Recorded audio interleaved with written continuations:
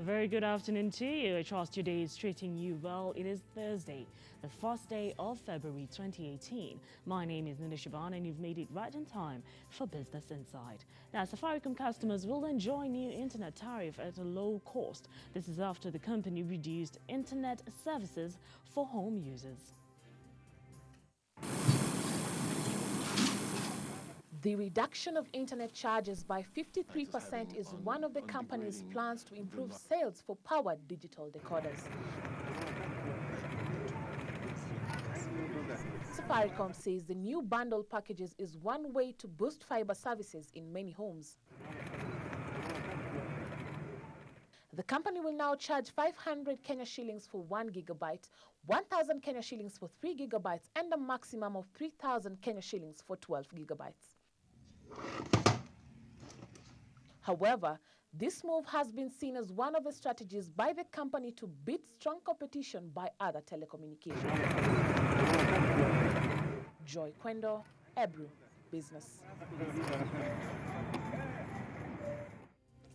High prices of foods, fuel and electricity is affecting the economy as inflation rises again.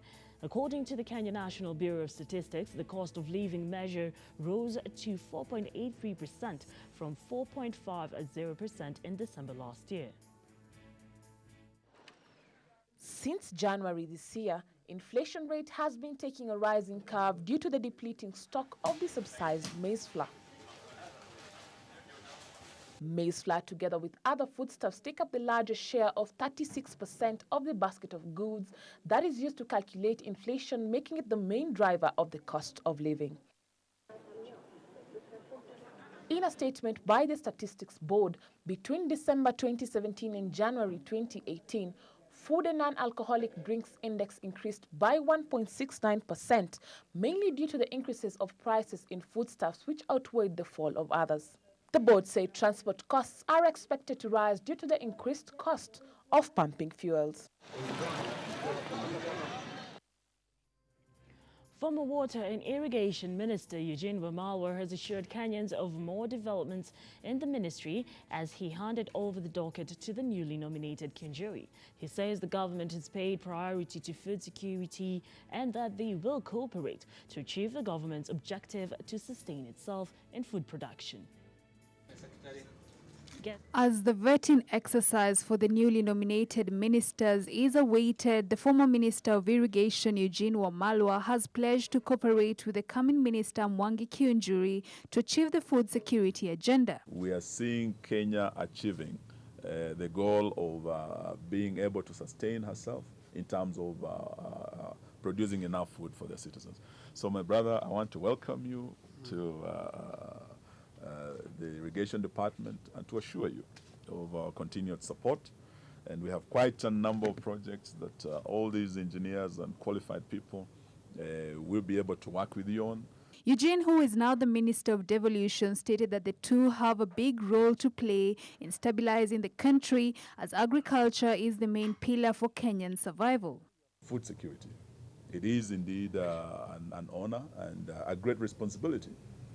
We would like in the next 5-10 years to see Kenya removed from the list of food insecure nations of the world. What we have been doing with this team since we took over this ministry was to lay the infrastructural development of irrigation across this country. The two ministers are serving among the big 4 ministries in the country, and they have promised to deliver to Kenyans. And what we are looking for now is success of delivery of the promises that we made to Kenyans. I'm happy that my brother Kiunjuri coming in is a man we have worked with before, and we will be working under the big 4 flagship of food security. So we continue working together. As Kiunjuri takes office, the country is facing a high cost of living crisis due to the high prices of farm products and frequent food shortages. All right. We are commencing the second month of this new year, and as the country continues to be in a topsy-turvy, every sector is trying to stabilize and settle, so it is only fair that we pay attention to the banking sector, find out how they're faring on. And with me is the head of banking research at Ecobank Capital to update us on their happenings. And now, before I introduce you, or rather, let's just say hello. A very good afternoon. Good afternoon. How are you? Very well. Now, right here is George. Thank you very much for gracing us with your presence once again. And before we get into the discussion, maybe I can bring our viewers up to speed on what has been going on with the banking sector.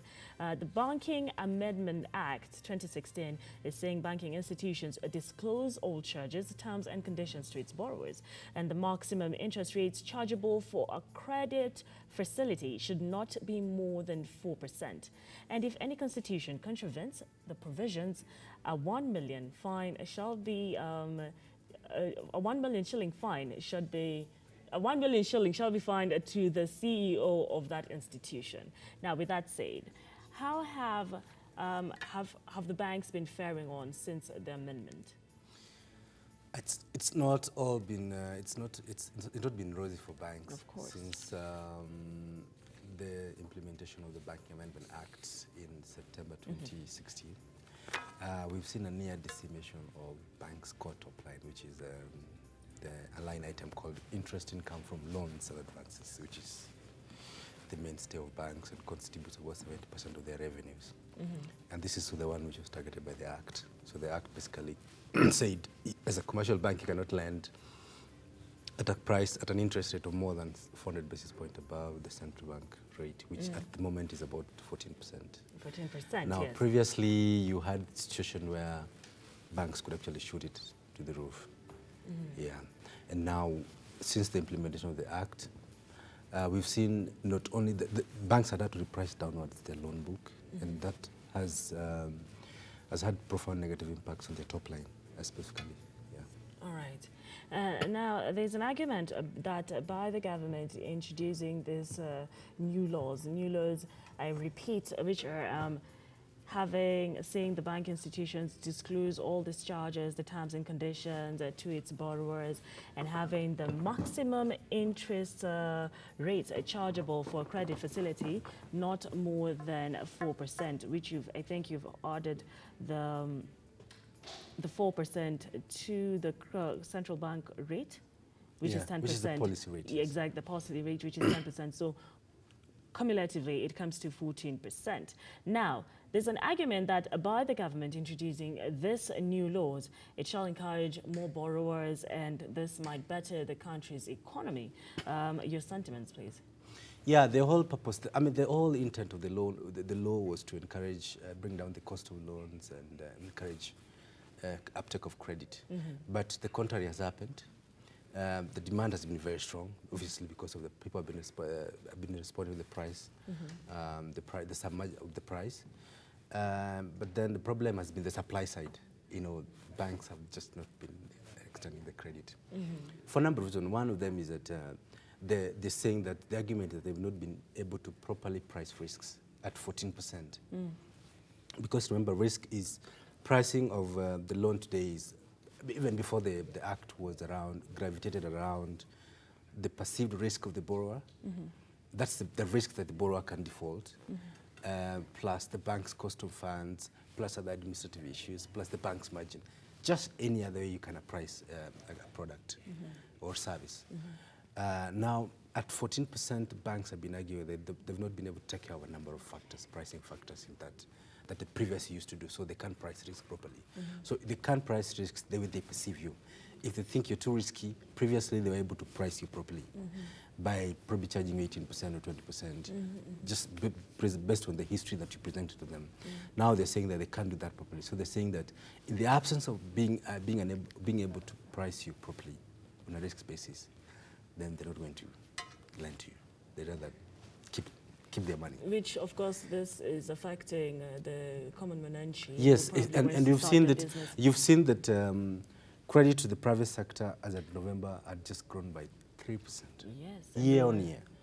We were actually getting to that. Now, Yes. the Central Bank of Kenya data shows that as at November 2017, the credit to the private sector grew by a trifling 3% year on year, while that to the central government grew by a surprising 31%. Kindly explain what this Yeah, means. it's and very what interesting. So what's going what on. essentially what happens is that any new liquidity that banks, any new deposit that banks take, because they're not, because of the risk aversion that they're not lending to you, now they can't sit with the money. Now what they've been doing is that they've been buying treasury bills and treasury bonds. And if you look at most banks' balance sheets, there's been a surge in holdings of treasuries. Yes. Now it's because of, there's a lack of, the whole liquidity that was supposed to be deployed in the real economy now ends up being given to the central government.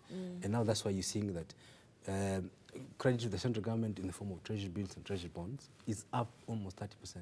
But credit to the private sector, which is actually credit to the real economy, is just up 3% year on year. So it's a direct impact of banks, you know, just shying away from lending. Yeah. Which I think, which in my view, I think that they can comfortably live with the bill. That's just my personal view.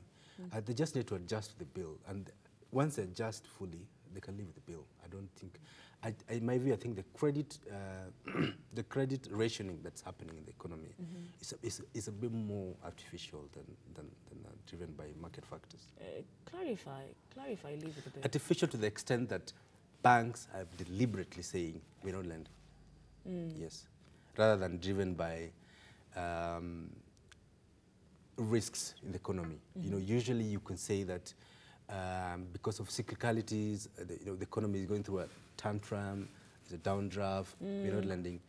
Now, that is not the case. The case is that I can't price you properly the way I want, and I'm not going to lend you. I'm just not going to give you money. I'm not comfortable with you, and therefore I can't price you the way I want, and therefore I'm not going to lend you. Okay, just for the sake of our viewers, in simpler terms, this is what is going on. The banks have decided that they're not going to give loans to individuals, and individuals being many of us who are trying to be trying to start our business. SMEs are not really being given loans because the banks cannot. They're not being allowed to account for the risks. Yes, and not really. They're not giving you. Yeah. They're saying that previously, if the bank was uncomfortable with you, they would still go ahead and give you loan. Yeah. But then they price you higher. Yeah. To compensate for that uncomfortability. Yeah. Because they think you're probably high risk, you're likely to default or something like that. They will price you higher. But in this case where they can't price you higher, they're saying if they think that you're risky to them, then they'd rather not lend to you. Okay. So that's the case now, and it's mostly affecting the consumer business, which is the individuals, and the SMEs. And the SMEs, as I said. So now what they're doing is they'd rather lend money to the government. Yes. And this is And contrary the blue chip to corporate companies that they think are most safe. This is contrary to, and because the government and corporate companies have less risk. Yes. And this is contrary to what the government thought they were doing by bringing down amending the laws. They'll be bettering the economy because we'll be seeing more borrowers going to the banks because they'll be able to afford the loans. And this is the complete opposite. And now the economics have worked against the intention of the law. Okay. Now, with that, let's now get down to the bank as a business. How have these different laws affected the investments on Martyrs, the bank stocks? Yeah, initially in 2016, bank stocks were really hammered by the market because of the perception that the law was going to take away a lot of earnings from banks, especially the law really affected the banks that were exposed to the consumer market, the mass market banks, the banks that really targeted the SMEs and the individuals who in most cases did not have security, and they used to price it very high. So they used to derive a lot of margins out of that. So the perception in the market was that this is going to affect the bank's bottom line. And then the market responded accordingly. And in 2016, the entire 2016, bank stocks returned about negative 25% on local currency. So, and this is primarily on the perception that this is going to hit the bank's bottom line significantly. And now, when you come to there was a bit of actually there was a significant recovery in 2017. It's unexplained. I'm not being able to explain the recovery it came from. I think there was a general optimism that this law could be looked at, but because of politics, it would have just kept being deferred. So in 2017, there was a significant carry, and the bank stocks turned about 36% on the Kenya shilling. And now this year, well, just started picking off. But there's a perception, there's a belief, that there's a hope that once the political issues take a backseat, then they'll sit down, someone will sit down and start looking at this law and say, can we look at it? But now it looks like the way we kicked off the year, the politics, it looks like politics. Yeah, we're still going round and round. The political risks have not really subsided fully. Yeah. So politics aside, we're still optimistic that the bank or people will sit down and maybe take a look at it. Yeah, and make some changes. the central banks, the policymaker, the central bank and treasury, they've all been against this, and the committed studies, commissioned studies.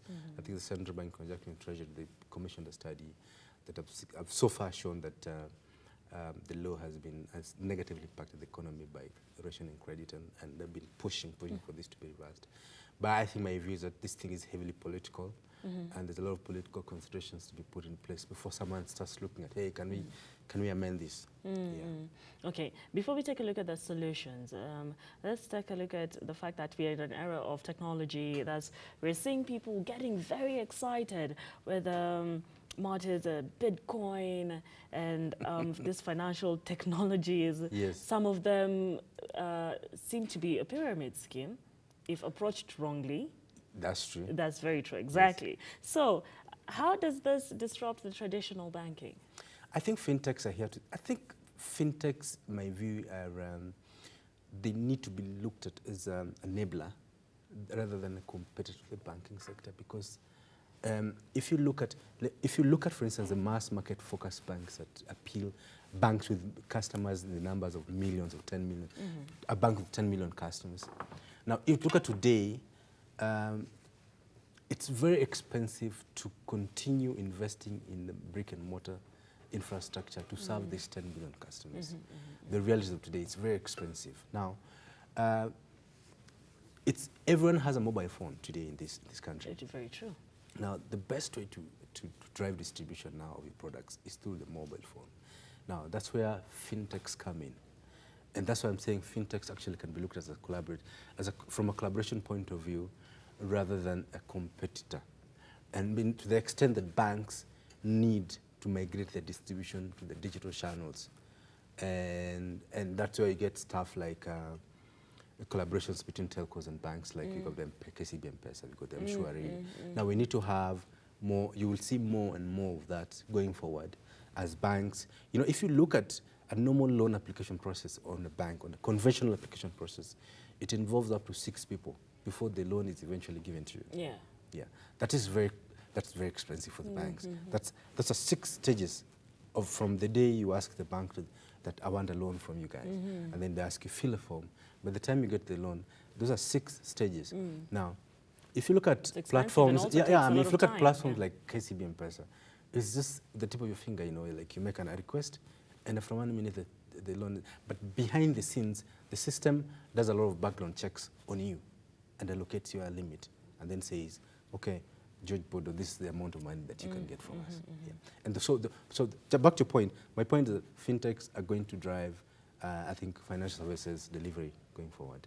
And I think some of the biggest fintech companies are going to be, the biggest banks are going to be fintech companies. You think so? Yes. So it's not about, it's not competition. I think going forward, to the traditional yes, banks. no, it's not. I think going forward, banking will be about what you do, not where you go. Yeah. And in addition to that, the different policies are enforced by the CBK do not apply to microfinances. They don't apply to mobile money such as M-Pesa. What is your take on this? No, I think that I think they ought to give a guidance. But my view is that a number of the policies, I think going forward we'll see a lot of policies around this. But so far they're saying that a lot of policies are only related to the institutions under the Banking Amendment Act, which some of those entities that are coming forward don't belong to. But I think as there's a growth in the margins, I think there will be a need for them to be looked at. What are these guys doing? Yeah. All right. And would you say they're going to strive better, considering, or that they're going to do better than this banks such as EcoBank, such as Barclays. So The fintechs? no, microfinance. The microfinance institutions. You know, microfinance, in the current scenario, yes, they'll probably take over some of the functions of the core commercial banks, because when the bank declines your loan applications, what do? You have to go to your SACCO or you go to your microfinance. So they're going to take a bite out of some of this. And I think, talking to some of the people in the microfinance space, especially the non-deposit taking microfinance space, there's definitely a surge. There's been a surge of demand for their services. Yeah, because today, the customer today wants quick turnaround. You know, I want a loan and I want it tomorrow, or I want it today. Now, that's what microfinance has been able to offer. Now, if there's a lot of bureaucracy, this act has brought in a lot of bureaucracy in the banking sector today, to the extent that the turnaround time has widened a bit. Yeah, so that's why microfinance will fill in some space, if the law continues to stay in place. Yeah. But I don't know what your sentiments are, George, because we cannot live like this. There are many businesses that are shutting down. There are many people who have great ideas and they can't get the capital that they need. Exactly. Required, yes. So from where you sit, and from a human point of view, what are we looking at? What are we facing? I think that it's definitely true that it's hard. And then let's not forget we're having a very elongated political situation, which looks to be extended this year. I thought it's all dissipated. Yeah. It looks like it's not going away.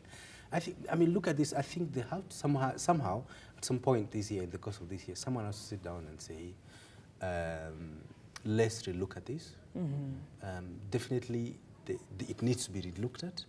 Maybe, perhaps, a few amendments to it to widen the framework. But from where I sit, I don't see that spirit of the regulation going away. Yeah. So I don't see a repeal of the act.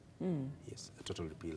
What I see is lawmakers sit down and say, okay, fine, can we accommodate a few divergent views and say, okay, fine, can we say that remove the pricing floor for deposits? Can we widen the margins to enable banks to accommodate some of those risks that they say are humongous in the market?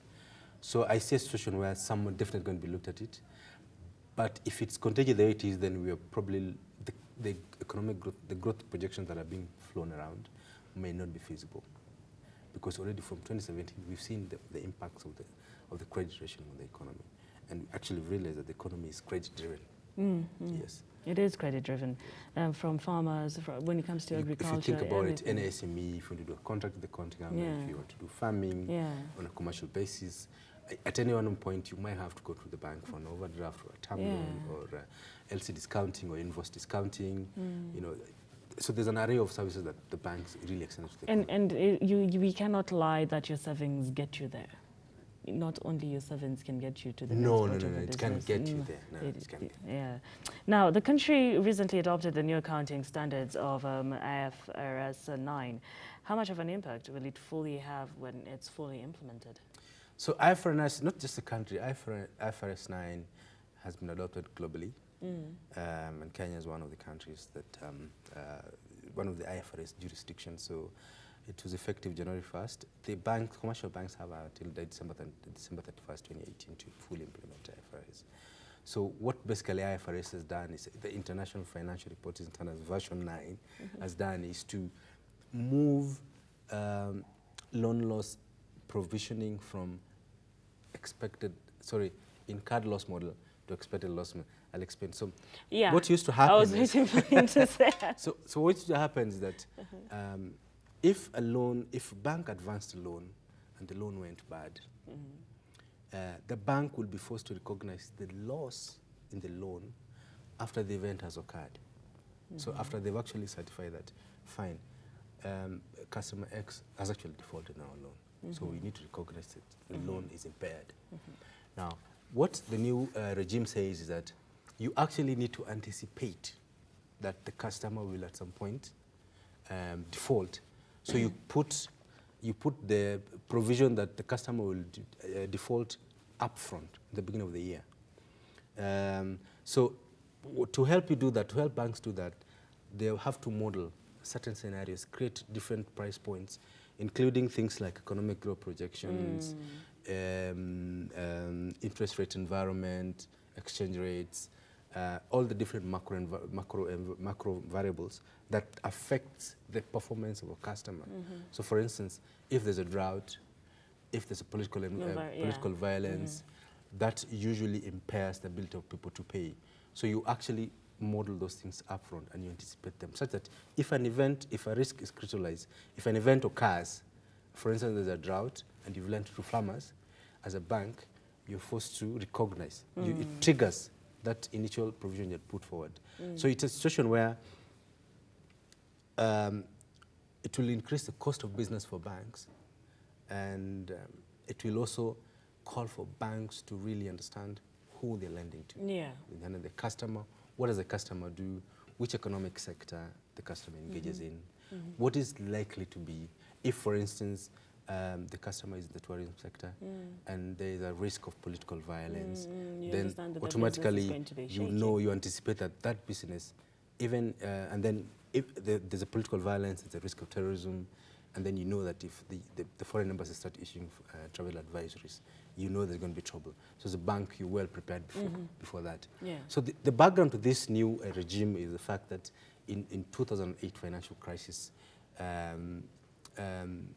regulators were quite puzzled at how banks could not anticipate some of these things and how they fell down so easily. Even them, they didn't know that banks didn't. So they said, after that, they said, from now onwards, from this, they issued a rough regulation saying banks have to start anticipating problems before they occur. Yes, so that's where we are today. Very ironical, because now we are adopting a new system where the banks need to start anticipating problems, and it's also good for the borrowers. Yes, it's good for the economy. You know, you can imagine. I can tell you if for the few banks that failed in 2015 and 2016, the economic impacts have been very, very profound. Yeah, so you can imagine the risk of a systemically important bank coming down, one of the largest banks coming down. And then that's going to be very big. And that's why I'm saying it's an irony. We have the banks, we have this new system that is good for the economy at large, not only the borrower and the bank, but the whole economy. But then again, we have the banks not wanting to lend the money because... Credit. Yeah, to extend the credit because so I think banks, I think this new regime, this new the IFRS 9 implementation might not really add to more problems. I think it's just called on the banks to be more prudent and understand who they're lending to. All right. Yeah. Well, lastly, you are one that spends a lot of time analyzing bank investment. With all these changes in laws, what exactly would you say is the future of the banking sector? I think the future of the banking sector lies in the technology space, the digital space. Where we are, it calls for greater efficiency. Consumers are getting very savvy and very smart and knowledgeable, and I think they have to migrate everything to the digital space. I can tell you personally, I rarely go to the branch, to my branch. My bank, I don't go to the branch, and I can go a week without carrying cash. Because as long as I have my phone is the new. The phone has become the wallet now. Yeah, very true. So everything is moved digital. So I think that's the next space that's the future of banking, as I see it in my view. All right. Well, thank you very much, Mr. George. It was a pleasure having you, or rather gracing us with your presence right here on EBRU TV's Business Insight. He is the head of the banking research at EcoBank Capital. And as you've heard, the future of the banking sector is in the digital space. Yes. Well, that's it for Business Insight this Thursday. My name is Nina Shaban. Please enjoy the rest of your afternoon.